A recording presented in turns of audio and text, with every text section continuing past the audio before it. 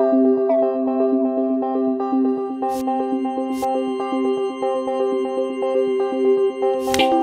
jóvenes, bienvenidos a nuestro canal de clases virtuales de la Prepolicial Héroe del Saber.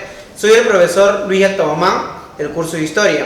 En esta oportunidad vamos a hacer un repaso del tema de Historia.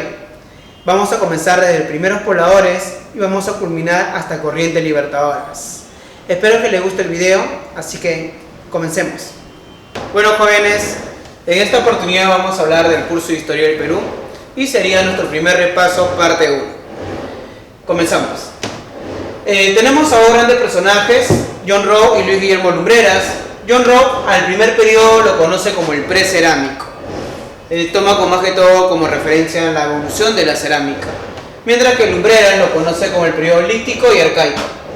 En el periodo lítico tenemos que el hombre se dedica a la caza, a la pesca y a la recolección. Tenemos la siguiente mnemotecnia: Pachito Pala o Pachito Lapa. ¿Qué te quiere decir? El hombre de toque y caza, chivatero, toquepala, paiján y lauricocha. Si te preguntan en tu examen, la primera evidencia del hombre en el Perú lo tiene el hombre de Paquaycaza, que fue llevado en la cueva de Piquimachay, por eso que también se le considera así Piquimachay 1. Pero el problema con Paquaycaza es que esa evidencia se dice que tiene un origen volcánico. El instrumento que fue hallado, es por eso que algunos autores consideran a Guitarrero 1 como la primera evidencia de los Andes peruanos. Luego tenemos a Chivateros, que tiene el primer taller lítico.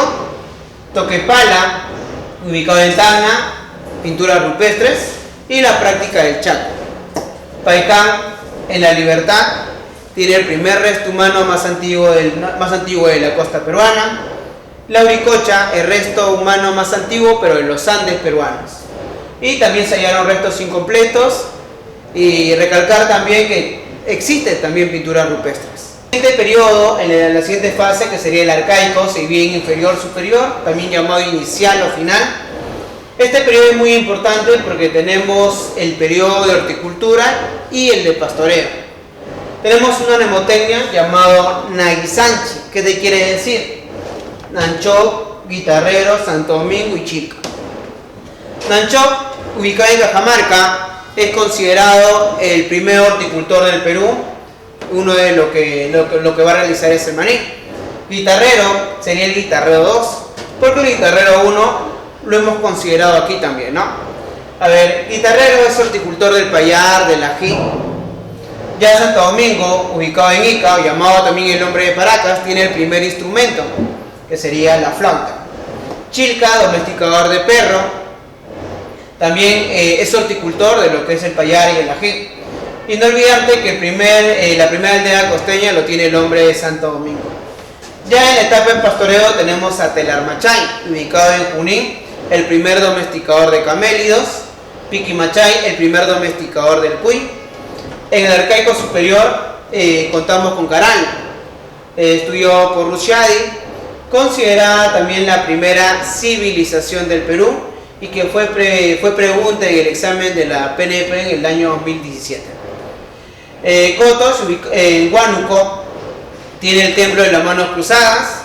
Huacaprieta, en La Libertad, el mate pirograbado y también el primer tejido en el Perú.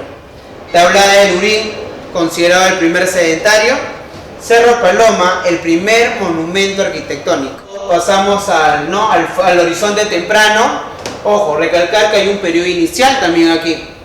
Ya en el formativo andino, llamado así por Luis Guillermo Lumbreras, comenzamos. Él lo clasifica en un periodo llamado formativo inferior, formativo medio y formativo superior. Puede ser también inicial, medio o final. Puede ser temprano, medio y tardío. Es válido. En este periodo tenemos a los estados prístinos, como sería Sechín, que tiene la primera litoscultura, ubicado en Ancash. Cotos, Huayrijirca, en Huánuco, y tiene la primera cerámica. Profesor, ¿quién sintetiza esto? Chavín. Por eso que Chavín es considerada la primera síntesis en el Perú. Y también Chavín destaca porque tiene la litoscultura más desarrollada, la mejor litoscultura en el Perú. Ojo, y no olvidarte, pero que la primera lo tiene Sechín también, ¿no? Pero la mejor es Chavín. Tenemos lo que es el Estela Raimón y la cabeza clave, el obelisco Tello, grandes lithoesculturas, y también destaca por sus templos en forma de U, que lo asimiló del formativo inferior. ¿Ya? Y Chavín es muy importante porque fue pregunta ¿no? en este año 2019 en la Escuela de Policías, y fue la siguiente: ¿considerada la cultura matriz del Perú? Y la respuesta era Chavín. Ya en Paracas, que está ubicado en el formativo superior, tenemos que seguir viendo fases: Paracas Cavernas y Paracas Necrópolis. Paracas destaca por tener los mejores textiles, los mejores médicos, los mejores cirujanos. Ya en su etapa Cavernas tenemos un entierro que es en forma de copa invertida, y ya en Necrópolis, que es un entierro pero en forma subterránea. No olvidarte también que Paracas, su primera cerámica que realizada va a ser polícroma, y en Necrópolis es monocromo. Según John Rowe lo llama el intermedio temprano, a lo que Luis Guillermo Lumbreras lo conoce como el periodo primer desarrollo regional. Tenemos aquí culturas como lo que es Moche, Nazca, Tiahuanaco, Lima. Jóvenes, según Moche, Moche está ubicada en el departamento de La Libertad y es considerada por tener la mejor escultura en el Perú. ¿Por qué? Porque tiene huacos retratos, huacos eróticos, huacos patológicos también. Entonces, Moche también, jóvenes, es muy importante porque se han hecho muy grandes hallazgos, como lo que es el señor de Zipán, la dama de Camp, que fue pregunta en el examen PNP en el año 2017. Nazca es muy importante porque tiene la cerámica más pictórica. Manejaron entre 11 a 15 colores. No olvidarte que Nazca también resalta por los geoglifos en astronomía que son más conocidos como la línea de Nazca, que fue descubierto. Estas líneas fueron descubiertas por Toribio Mejía y fueron estudiadas por María Reich. Y tenemos también lo que es el primer centro urbano llamado Cahuachi, que también va a ser la capital de Nazca. Tiahuanaco, ubicado en el departamento de Puno, en el altiplano, destaca ¿por qué? Por el guaru o también llamado camellones, y por la técnica de la deshidratación. Tenemos a la cultura Lima, que destaca por la construcción de usadovitos en forma vertical, para dar paso a lo que es, según John Rowe, el horizonte medio, y por Lumbreras el primer imperio. Y el primer imperio en el Perú es la cultura Wari, ubicada en el departamento de Ayacucho, y se caracteriza porque aquí hablamos de una segunda síntesis cultural. Hablamos de que se van a fusionar en Nazca, Tiahuanaco y Huarpa, siendo así asimilado por los Wari el aporte más grande de Nazca, que sería el urbanismo. El primer centro urbano lo tiene Nazca, pero el mejor centro urbano, los mejores fueron los Wari. Ya en la siguiente etapa tenemos el intermedio tardío, o también llamado segundo desarrollo regional. Tenemos a las culturas como Chimú, Chincha, Chancas, Coyas, Chachapoyas. Si hablamos de Chimú, tenemos la ciudadela más importante, que es hecha de barro, llamada Chanchán. Chincha, ubicada en el departamento de Ica, resalta por ser considerados los mejores navegantes y también los mejores comerciantes por su forma de hacer comercio con Ecuador y el altiplano, que sería la forma de comercio triangular. También destaca uno de los comercios muy importantes, uno de los productos más resaltantes de esta cultura fue el intercambio del muyo. Si hablamos de Chanca, los chancas que están ubicados en el departamento de Apurímac y Ayacucho son considerados los mejores guerreros del Perú. Coyas resalta en lo que es ganadería, ¿no? Es parte de los reinos aymaras, y uno de sus grandes aportes fueron los cilindros, que eran de piedra, más conocidos como los chulpas. Chachapoyas, ubicado en el departamento de Amazonas, destacan por ser considerados los mejores arquitectos. Ojo, no olvidarte que ellos tienen la mejor arquitectura, pero el primer monumento arquitectónico, como te había mencionado, lo tiene Cerro Palomo. A ver, algunos apuntes para resaltar que, jóvenes, que los primeros en realizar intercambio, pero con monedas, fueron los Chimú. Fueron unas monedas que fueron elaboradas en forma de achita, ¿no? Chincha es muy importante porque así como Chimú tiene su capital Chanchán, Chincha tiene a Tambo de Moro. Huari tiene lo que es Viñaque. Nazca tiene lo que es Cahuachi. Entonces, y Tiahuanaco tiene lo que es Taipicalda, y la cultura Lima, que tiene San Marcos. Entonces, jóvenes, son los datos muy importantes que te acabo de brindar. Y para acordarte, jóvenes, todas nuestras culturas peruanas, te voy a brindar una mnemotemia, que sería Chapa la mona de la tía Huachichi. Y hemos hablado de Chavín, Paracas, Moche, Nazca, Tiahuanaco, Guari, Chimú, Chincha y todas las C que vienen, ¿no? Que sería Chancas, Coya, Chachapoyas. Esta vez vamos a completar lo que quedó pendiente, lo que era la verificación de John Rowe y Lumbreras, donde tenemos el horizonte tardío según John Rowe, porque él lo clasifica en horizontes e intermedios nada más. Y tenemos lo que es Luis Guillermo Lumbreras, que lo llamó el segundo imperio, ¿no? No olvidarte que el primer imperio es Huari, y el segundo imperio sería esta cultura muy importante, que lo voy a colocar aquí, serían los incas. Los incas. También te había mencionado que la primera síntesis cultural lo hizo Chavín, la segunda lo hizo Huari y la tercera síntesis no tenemos a los incas. ¿Por qué? Porque es una síntesis de la cultura como Chimú, Chincha, Coya, Chachapoyas, ¿no? De esas culturas muy resaltantes. Por eso que mi ejemplo, ¿no? ¿Qué se van a llevar de los Chimú? Ellos se van a llevar la parte de la orfebrería. En el caso de los Chinchas, el gran aporte de los Chinchas fue el comercio. En el caso de los Coyas, ganadería. Chachapoyas, arquitectura. Y los Incas lo tienen también, pues, ¿no? Y tenemos a Machu Picchu. Entonces, jóvenes, y también a los Chancas, que son considerados los mejores guerreros. Y los Incas también lo fueron, sí. Va a llegar un momento en que los dos se van a enfrentar también, ¿no? Donde tenemos aquí al Inca llamado Cusi Yupanqui, que logra esta victoria, y luego de esto se cambia de nombre y se llama Pachacútec, conocido como el Inca transformador, el Inca organizador de este gran imperio. Entonces leamos. Si hablamos del origen de esta gran cultura, tiene un origen mítico y el histórico. El mítico, tenemos a Manco Cápac y Mama Oglio. Y la Pacarina, el lugar de origen de esta leyenda, sería lo que es el lago Titicaca. También tenemos los hermanos Ayar, muy importante. Su lugar de origen es el Cerro Tamputó. También lo que sí, jóvenes, entre el mítico y el histórico, el que más resalta es el histórico, el más creíble, pues, ¿no? Tenemos que los incas llegaron por una migración. Lo van a hacer de una ciudad llamada Taipicala, que le pertenecía a la cultura tiahuanaco.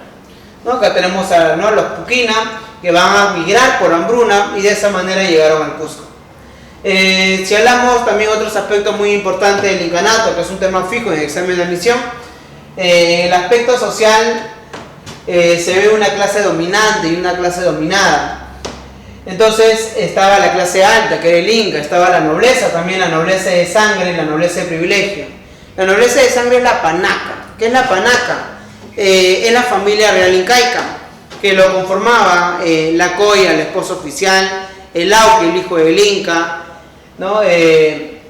También tenemos lo que es la nobleza de privilegio, era la clase que ascendía, ¿no? Cumplía muy bien sus deberes y el Inca que hacía, como recompensarlo, los ascendía a la clase alta, llamada nobleza de privilegio. También tenemos lo que es ya la población, los jatunrunas, las ayas, que eran las tejedoras ratadas, los piñas, los sembradores de coca, los yanaconas, que eran los sirvientes, y los mitimás, que eran los migrantes. En el aspecto político tenemos al Zapa Inca, que es la máxima autoridad, ¿no? También, y había un cogobierno con su hijo que sería el Auque. También tenemos al Huila Kumu, que es el sacerdote, y luego tenemos el Tahuantinsuyo Camachí, que es el Consejo Imperial, donde está el Apunchik, o llamado el Suyuyuk Apu, que es el gobernador de Suyos. Entonces, ¿cuántos gobernantes van a haber? 4. ¿Por qué 4, profesor? Porque tú debes saber que el incanato estaba clasificado en 4 suyos, y el que hace esta clasificación es Pachacútec.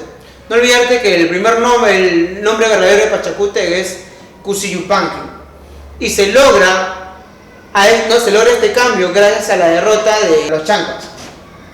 A ver, si hablamos de estos suyos, tenemos el Chincha y Suyo, que es el suyo agrícola, muy importante del incanato. El Conti Suyo es el suyo del cobre. El Anti Suyo es el suyo cocalero, ¿no? Muy importante también. y el Coya suyo es el suyo ganadero. También tenemos el Tocricut, que es el gobernante de provincias, el Curaca, ¿no? O también llamado jóvenes, en este caso como el Ayuca, que era el gobernante del Ayu, que era Ayu es un conjunto de familias. También tenemos el Pure, que era el jefe de familia también, ¿no? Es el aspecto político del incanato. No olvidarte que si hablamos de la lista oficial, se le llama Capacuna. Habían incas muy resaltantes como, te había mencionado, Manco Cápac, estaba también Pachacute, que es el inca el más importante de todo este periodo. También tenemos a sus hijos, que sería el inca Tupac Inca Yupanqui, llamado el inca navegante, se dice que llegó hasta la Polinesia. Tenemos a Huayna Cápac también, que hizo la máxima expansión. Ya luego el gobierno de Huayna Cápac, ya estamos visualizando que se está dando la llegada de los españoles, que sería el segundo viaje de los españoles. Y hay un conflicto más adelante de los hijos, que sería Huáscar y Atahualpa, que esto termina en una guerra civil y que es aprovechada por los invasores, ¿no? Dando de esa manera el inicio un periodo llamado la invasión al Tahuantinsuyo. Es un periodo muy importante porque todo se inició, ustedes deben saber, con una empresa llamada Los Socios de la Conquista, o también conocido como la empresa Levante. Un antecedente de esto, a todo este periodo, es la invasión a América, que fue realizada por Colón. No olvidarte que Colón hizo 4 viajes. El primer viaje de Colón se llegó a la isla de Guananí, San Salvador. Ya en el segundo viaje de Colón se llegó a lo que es Jóvenes y se va a fundar la primera ciudad española en América. En el tercer viaje pisa tierra firme Colón, que sería en Venezuela, y en el cuarto viaje Colón llega a Panamá. Ya con estos antecedentes, ya con esta información, tenemos al invasor que va a llegar, que sería Pizarro. Y no llega solo, llega con Almagro, llega con Luque, se forma la empresa y Pizarro va a realizar 3. No olvidarte de Colón hizo 4 y Pizarro 3. El primer viaje de Pizarro se le conoce como el viaje de exploración. ¿Por qué? No se encontró nada. Llegó a Puerto Piña, Puerto Quemado. Ya en el segundo viaje se le conoce como el viaje del descubrimiento, porque se encuentra con una balsa de la cultura Tayanes. También tenemos a los que le van a servir de informantes a Pizarro, que sería Filipillo, y Francisquillo. Ya te da la llegada a la isla del Gallo, donde Pizarro traza una línea y dice: los que cruzan esta línea se van a ir conmigo al sur a ser ricos, y los que no cruzan se van a Panamá a ser pobres. Entonces, cuando cruzaron 13, por esto que este acontecimiento es muy importante. Ya teniendo toda esta información, se realiza el tercer viaje, ¿no? Conocido como el viaje de la conquista. En este viaje, ustedes deben saber, jóvenes, que se va a fundar la primera ciudad española en el Perú. No equivocarte con la primera ciudad española en América, que es la Isabela. En el caso del Perú, se llama San Miguel de Tangarará, o también ubicado en el departamento de Piura, o también llamado San Miguel de Piura, por esa razón. Cuando Pizarro llega a Cajamarca, se encuentra con Atahualpa, se da la captura de Atahualpa, ya sucesivamente se da la muerte de Atahualpa. Claro, también ya Huáscar había sido derrotado y lo habían mandado a matar, en este caso, que sería por órdenes de Atahualpa. Pero no olvidarte que luego de esta derrota incaica, ¿qué hacen? Viene nuestra resistencia andina, que serían los generales de Atahualpa. Y luego, consecutivamente, tenemos a los incas de Vilcabamba también. Tenemos a Manco Inca. Manco Inca, no olvidarte que Manco Inca apoyó en un primer momento a Pizarro, al igual que el Inca Títere, que sería Tupac Hualpa, o llamado Toparpa, que sería el hermano menor de Atahualpa. Luego, jóvenes, Manco Inca se cansa de las irregularidades que comete Pizarro contra su pueblo, se rebela, y siendo así el primer inca de Vilcabamba. No olvidarte, Manco Inca, jóvenes, Manco Inca luego fue asesinado por los almagristas. Luego tenemos Sairitupa, luego viene lo que es Titu Cusi Yupanqui. En el caso de Sairitupa, él firma un pacto con los españoles, hasta lo nombran encomendero de Yucay. hasta se bautiza también. Luego tenemos a Titu Cusi Yupanqui, que él firma la paz de Acobamba. No olvidarte que en todo este periodo también se va a dar lo que es el Taquioncoy, ¿no? que es el retorno de las Huacas Andinas. Luego tenemos lo que es, tenemos a Tupac Amaru I, que es el último inca de Vilcabamba, que fue asesinado ¿por quién? Por el virrey Toledo.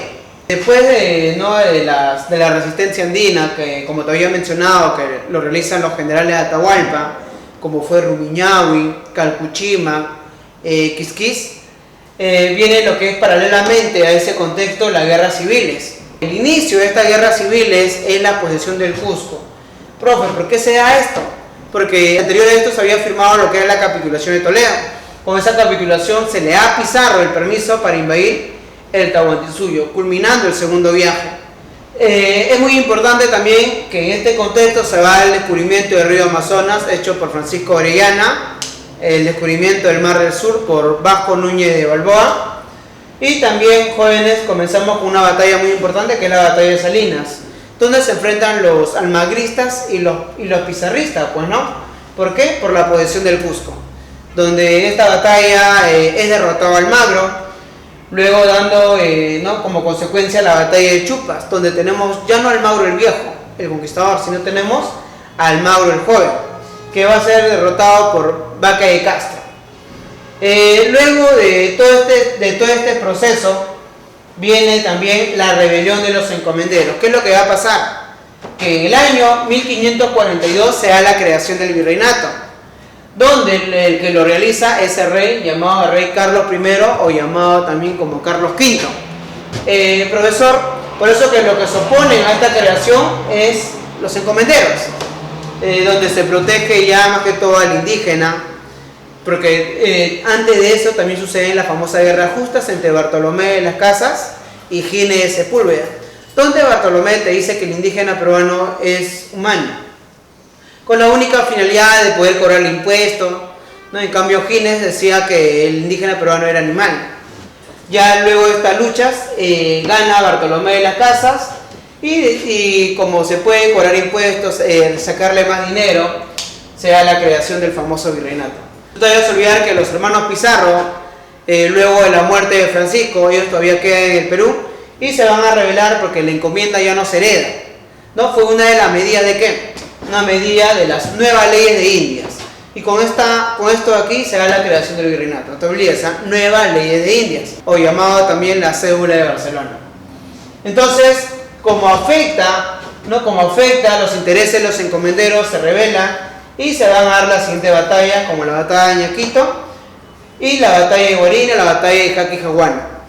En la batalla de Ñaquito, ¿qué es lo que va a pasar? Gonzalo Pizarro asesina, ¿no? Y le gana también a Blasco Núñez de Vela. Se da la muerte de nuestro primer virrey en esta batalla de Ñaquito, o también llamado Iñaquito. Ya luego tenemos la batalla de Guarina, y para culminar con esta rebelión de los encomenderos tenemos la batalla de Jaquijahuana también.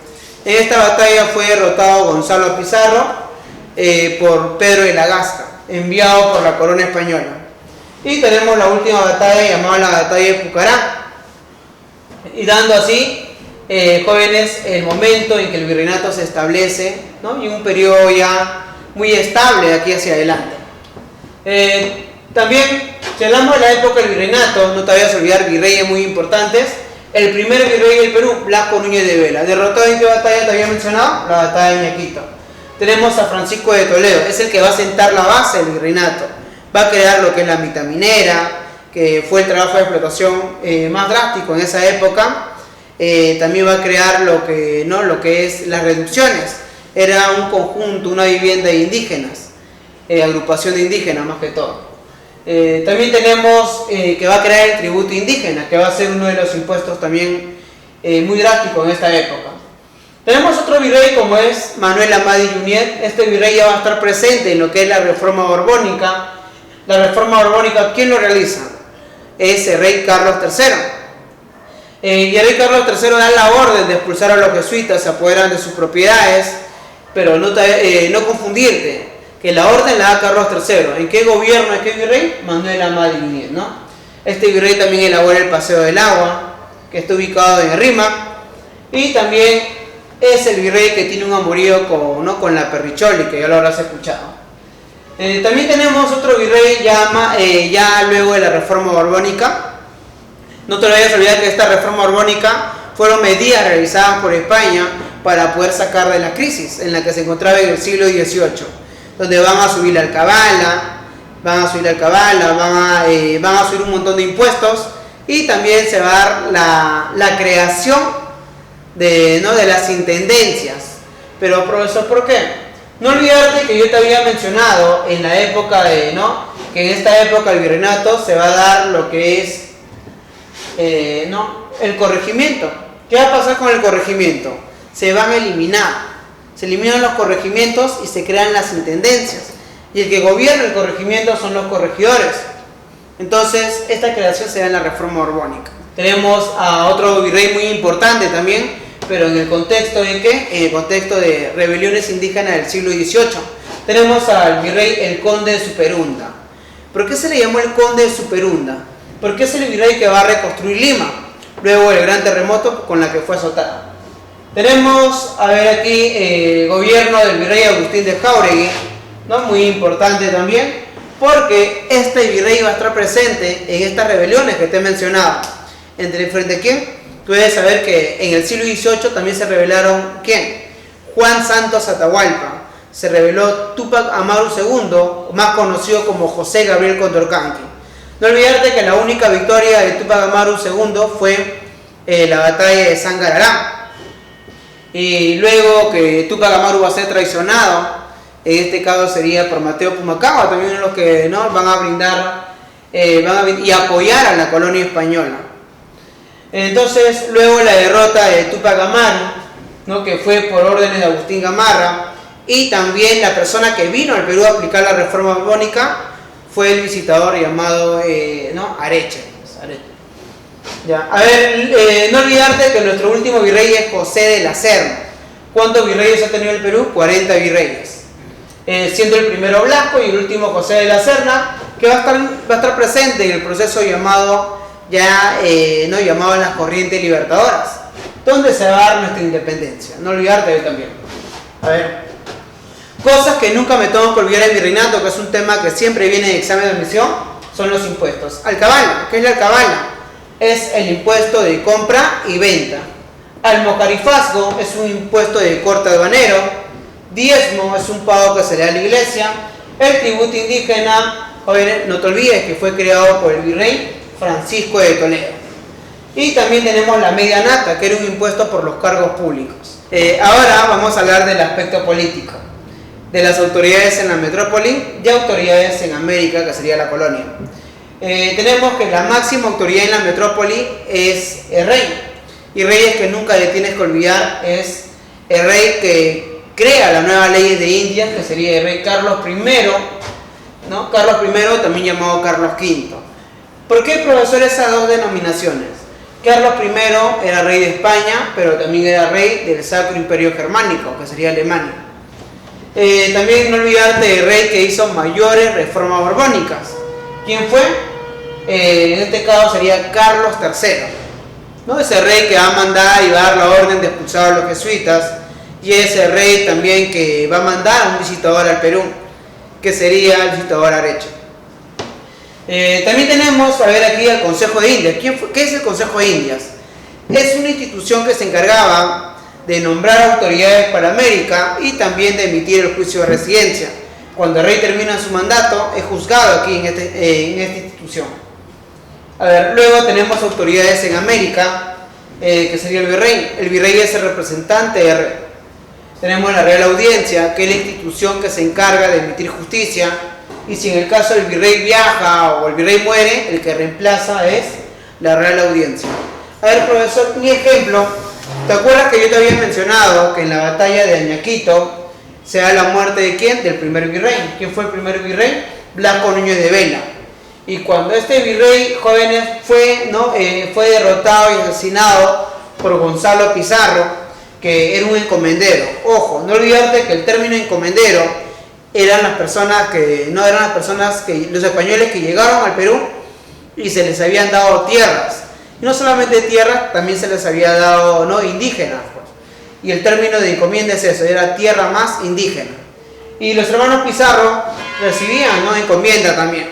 Y el problema de estos encomenderos era que cuando se crea el virreinato, que cuando se crea también la nueva ley de Indias, se da la orden de que la encomienda ya no se heredaba y que tenía que proteger al indígena. Entonces, estos encomenderos que tenían tierra se van a ver perjudicados. ¿Y qué habían hecho? Se habían rebelado frente a la corona española. Entonces, ¿qué es lo que va a pasar aquí? En esta batalla, como te había mencionado ya, la muerte del primer virrey, ¿quién va a reemplazar? ¿Quién toma el cargo del primer virrey? Jóvenes, ¿quién lo reemplazó? Lo que te había mencionado aquí sería la Real Audiencia. En caso de muerte o viaje, reemplaza al virrey. Luego tenemos también al corregimiento. El que gobierna el corregimiento es el corregidor y tenía la función de gobernar provincias. También tenemos luego al cacique, que era el cacique en la época incaica se le conocía como el curaca. ¿Y qué era el curaca? Era el jefe de ¿qué? Del ayo. En cambio el cacique se le cambia de denominación ya aquí, ¿no? Deja de ser curaca y se le llama cacique, pero ya no se encarga del ayo, ¿no? Aquí se va a encargar va a ser el gobernante de ¿qué? Gobernante de reducciones. Y en las reducciones que fueron creadas por Francisco de Toledo eran vivienda, agrupación de ¿qué? De indígenas. Entonces, también recalcar que el corregimiento se encargaba del cobro de ¿qué? De tributos, se encargaba también de reclutar gente para la mita y no trabajaba solo, trabajaba de la mano ¿con qué? Con el cacique, ¿no? También tenemos una autoridad llamada el cabildo. El cabildo era el jefe de ¿qué? Era el gobernador municipal, era el gobernador de centros urbanos, muy importante en la época política del virreinato. Entonces, jóvenes, esta época es muy importante y llegaría a su fin ¿con qué? Con las corrientes libertadoras, ¿no? Y entonces, no te vayas a olvidar que el último virrey es José de la Serna, y José de la Serna se retira en el año 1824, porque va a ser derrotado ¿en dónde? En una batalla llamada la batalla de Ayacucho. Ya con la capitulación de Ayacucho se daría el fin ¿a qué? A la época llamada virreinato del Perú. No olvidarte que también en esta época tenemos que su ingreso, su actividad económica ya no es la agricultura como nuestra cultura, nuestro antepasado. En la época del virreinato cambia nuestro sistema económico y se basa en la minería. Mina muy importante es la mina de Potosí, donde se extraía plata, y la mina de Huancavelica, donde se extraía mercurio. También recalcar que existen más impuestos, sí. En minería había impuestos como ¿qué? Estaba el impuesto como el quinto real. ¿Qué era el quinto real? Fue una pregunta del examen de admisión de la policía en el año 2017, que era un impuesto que la quinta parte, el 20%, se destinaba ¿a qué? A la corona española. Otro impuesto también en la minería era el que se llama cobos. Cobos era un impuesto para acuñar monedas. Y no solamente en el aspecto minero, también había otras actividades como la agricultura. En la agricultura en la costa, ¿quién trabajaba? Trabajaba el negro, ¿no? Ese negro que no se acostumbraba, ese negro que se paraba escapando, llamado el negro cimarrón o llamado el negro prófugo. Y los negros vivían en unas aldeas llamadas palenques. Ya en la parte andina, ¿no? En la parte andina estaba el yanacona. Entonces, ¿y qué impuesto se cobraba en la agricultura? El impuesto llamado el cabezón y también el impuesto a composición. Composición en este caso era un impuesto para legalizar tierras, y el impuesto llamado cabezón era un impuesto para tierras improductivas. Entonces, los impuestos que te había mencionado, como el cabale y el mojarifajo, era un impuesto ¿en qué? En comercio. Y también recalcar que el comercio de los españoles era un monopolio, y también su economía se basaba en el mercantilismo, que era la acumulación de metales. También existían en la época del virreinato instituciones muy importantes como era la Casa de Contratación de Sevilla y el Tribunal de Consulado, que eran instituciones que se encargaban en el ámbito comercial también. Ahora vamos a hablar sobre las corrientes libertadoras. No olvidar de como antecedente de estas corrientes libertadoras tenemos lo que son las conspiraciones criollas. donde tenemos ahí al primer grito de independencia, que lo realiza Francisco de Sela, ¿no? Muy importante, donde también tenemos que va a redactar las 28 causas para la independencia del Perú, que es José de la Ribagüero, y también a Solitario de Sayán, que es José Faustino de Sánchez Carrión. También están Enrique Payardelli y los hermanos Angulo, que nos sirve bastante como base para iniciar estas corrientes. ¿Y qué son corrientes libertadoras? Son campañas político-militar que lo que busca es desarticular el virreinato del Perú. Profesor, ¿por qué? Porque tú debes saber que todo el virreinato, había el virreinato de Nueva Granada, que estaba al norte, el virreinato del Perú y el virreinato del Río de la Plata, que estaba en el sur. El más importante era el virreinato del Perú. De nada te servía haber dado la independencia a los países del norte y del sur si no lograbas desarticular el Perú, que es el centro político y el máximo poderío español. Por eso que estas dos corrientes, la del sur y la del norte, lo que van a buscar es llegar al Perú. A ver, comenzamos. Estas corrientes libertadoras es muy importante porque se están iniciando aproximadamente en el año 1814-17 y daría por culminado hasta el año 1824. ¿No? Que sería con la corriente libertadora del norte. A ver, comenzamos. La corriente libertadora del sur lo dirige San Martín, mientras que la corriente libertadora del norte lo dirige Simón Bolívar. El proyecto que quería San Martín para el Perú era una monarquía constitucional, mientras que Bolívar una república federal. Entonces, comenzamos. ¿Quién fue San Martín? San Martín es un personaje que había participado ya contra las invasiones napoleónicas, ¿no? En una batalla conocida como la batalla de Bailén, muy importante. O sea, San Martín ya tenía experiencia. Y San Martín también es partícipe en la batalla donde se logra la independencia argentina, que es la batalla de San Lorenzo. Ya luego los comerciantes de Buenos Aires financian a San Martín. San Martín enrumba con destino al Perú. Y de esa manera San Martín crea el famoso ejército de los Andes, logrando así la independencia de Chile, ¿no? En la batalla de Maipú, donde se consolida por fin la independencia de Chile. Luego los comerciantes de Valparaíso financian a San Martín, porque como te había mencionado, no está asegurado la independencia argentina y la de Chile si no logra desarticular el Perú. Y es por eso que San Martín, antes de venir al Perú, realiza campañas marítimas y terrestres. La campaña marítima es importante porque San Martín busca reconocer el territorio peruano. ¿Cómo es eso, profesor? San Martín envía a unos almirantes como es Tomás Cochrane y O'Higgins, que llegan al Perú, reconocen el territorio. San Martín desembarca también en la bahía de Paracas. San Martín forma su cuartel también. Y ya de esa manera, una vez reconocido, San Martín enrumba la campaña terrestre, donde se realiza la conferencia de Miraflores. Esta conferencia es muy importante porque se va a reunir García de Río, Hipólito Unanue, donde se da la propuesta de que se logre la independencia del Perú, porque la táctica que utilizaba San Martín era una táctica conciliadora, ¿no? Y al final fue un fracaso. Hipólito dice que se respete la Constitución de Cádiz, por eso que fue un fracaso. Luego viene lo que es el motín de Napuquio, donde el general Canterac apoya a la Serna y de esa manera logran sacar del poder al virrey Pezuela, siendo así la Serna el último virrey del Perú. Y a ese momento se le conoce como el motín de Napuquio. Luego tenemos lo que es la conferencia de Punchauca, donde San Martín se ve la necesidad de ir y conversar ¿con quién?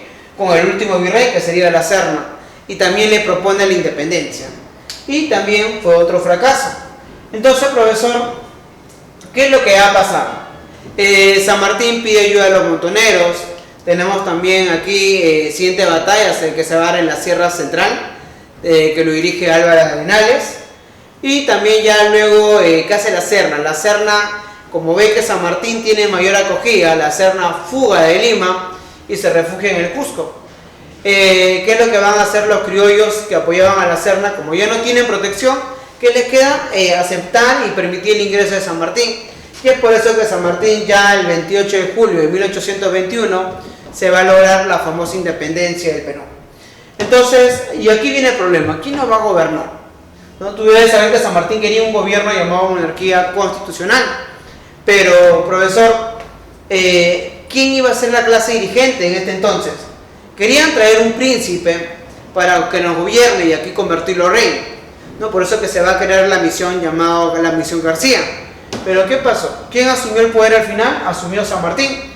Ya ese gobierno de San Martín se llama protectorado, que va a ir del año 1821 al año 1822. Profesor, un año, sí. ¿Y cuáles fueron las primeras medidas de San Martín? La más importante, ojo, no olvidarte que San Martín también va a crear ministerios, como es el Ministerio de Guerra, el Ministerio de Hacienda, el Ministerio de Relaciones Exteriores, y todo este gobierno llamado protectorado se basó ante un estatuto legal, que es un estatuto provisorio.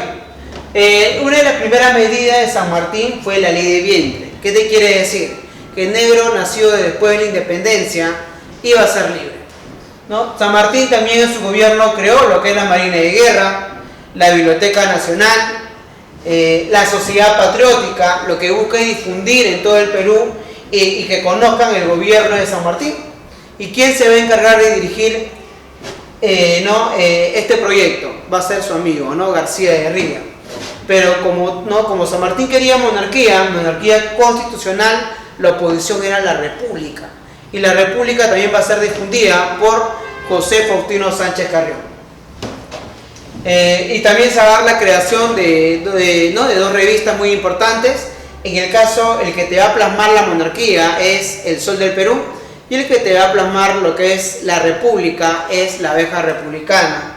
Y no olvidarte que la etapa llamada Conspiración Criolla vamos a tener también como antecedente la sociedad amante del país, que ellos van a plasmar sus ideales en el primer diario del Perú llamado el Mercurio. Entonces, profesor, luego de este suceso también tenemos la Orden del Sol. ¿Qué es la Orden del Sol? Es donde se les entrega títulos a la nobleza peruana. También tenemos lo que es la entrevista de Guayaquil. Muy importante, sí, porque ya es la última etapa.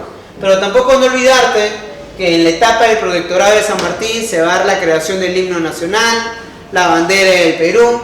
Tú ya sabes el suceso que San Martín, cuando se va a lo que es, jóvenes, a esta entrevista, se encuentra, va a encontrarse con Bolívar, donde le pide apoyo militar, apoyo económico, y donde Bolívar le dice y lo recibe, ¿no? Bienvenido a la Gran Colombia.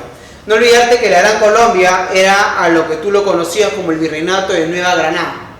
Entonces, jóvenes, cuando San Martín llega, conversa con Bolívar, y Bolívar le dice que dos soles no pueden brillar en el mismo cielo, en el mismo firmamento, que era San Martín o era Bolívar. Luego de esta conversación, San Martín, ¿qué hace? Viene al Perú. Del Perú, San Martín convoca a un primer congreso constituyente y San Martín se retira, dando así inicio a nuestro primer congreso constituyente, que hasta en la actualidad existe todavía, ¿no? No olvidarte que el primer presidente de este congreso es Javier de Luna Pizarro, ¿no? Y también el primer congreso fue creado por San Martín antes de que se retire el Perú. Y también que, jóvenes, que no te vayas a olvidar que yo te había dicho que el virrey La Serna había escapado, se había ido al Cusco, ¿no? Y también por esta razón se van a realizar las campañas a puertos intermedios. El que lo va a dirigir es José de la Mar en un primer momento. Y también un suceso muy importante en el primer congreso es que se va a dar el motín de Balconcillo. Ojo, no equivocarte con lo que es el motín de Asnapuquio. Asnapuquio era cuando La Serna tomó el poder. En cambio, el motín de Balconcillo es el primer golpe de Estado de nuestra etapa republicana. ¿Qué te quiero decir? ¿Quién da golpe de Estado? José de la Riva Agüero. Y de esa manera José de la Riva Agüero se convierte en nuestro primer presidente de facto. Él da golpe de Estado. Si tu examen te preguntan, el primer presidente constitucional sería José de la Mar y el de facto sería José de la Riva Agüero. También como tenemos al primer presidente, al presidente más joven de facto, que es Salaverry, más adelante, ¿no? También tenemos al presidente más joven constitucional, que sería Alan García. Esa cosita es lo que tú tienes que recalcar. A ver, mira, ya también, jóvenes, José de la Riva Agüero, al querer realizar estas campañas a puertos intermedios, fracasa también, y el que asume luego el poder es Torre Tagle. Y Torre Tagle, jóvenes, va a crear la Constitución de 1823, la primera Constitución del Perú. No olvidarte que el Perú tiene 12 constituciones, ¿no? La última fue en el año 1993 por Alberto Fujimori y la primera por Torre Tagle. A ver, esta Constitución va a ser eliminada, ¿para qué? Para permitir el ingreso de ¿quién? De Bolívar, porque antes de invitar a Bolívar se había creado una comisión, porque Torre Tagle y Ribagüero van a entrar en conflicto, ¿no? El Ejecutivo se ve debilitado y ¿qué hace el Congreso? Se ve la necesidad de invitar a Simón Bolívar y van a crear una misión llamada la misión Sánchez Olmedo. Entonces Bolívar, y fue de esa manera que Bolívar ingresa al país. No olvidarte que Bolívar es el que dirige la corriente libertadora del norte. ¿Y qué tipo de gobierno, qué tipo de proyecto quería Bolívar? Quería una república federal. Bolívar, jóvenes, como te había mencionado, es el que dirige la Gran Colombia. La Gran Colombia, su antecedente fue llamado el Virreinato de Nueva Granada. Y tenemos aquí que lo conforman Colombia, Venezuela y Ecuador. Bolívar participa, Bolívar da la independencia a estos países en la batalla de Boyacá, en Venezuela en la batalla de Carabobo, en Ecuador en la batalla de Pichincha. Y esto es lo que conformaría la famosa Gran Colombia.